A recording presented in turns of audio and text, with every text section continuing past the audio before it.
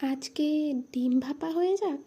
High, আমি শিল্পিকা, আর সবাইকে আমার third episode of uncomplicated cooking সিরিজের মধ্যে স্বাগত জানাচ্ছি।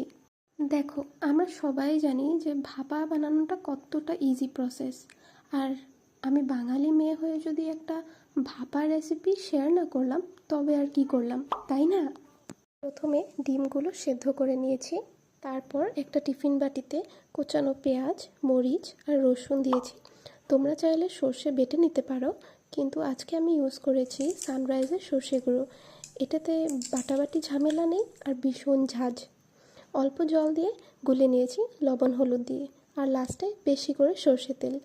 এখন টিফিন বাটিটা বসিয়ে দাও, 8 ঘন্টার জন্য হয়ে গেল, রেডি। আচ্ছা, আরেকটা কথা বলে দিই, তোমরা যদি কেউ ডিম না খাও তবে ডিমের জায়গায় তোমরা পনিরও ইউজ করতে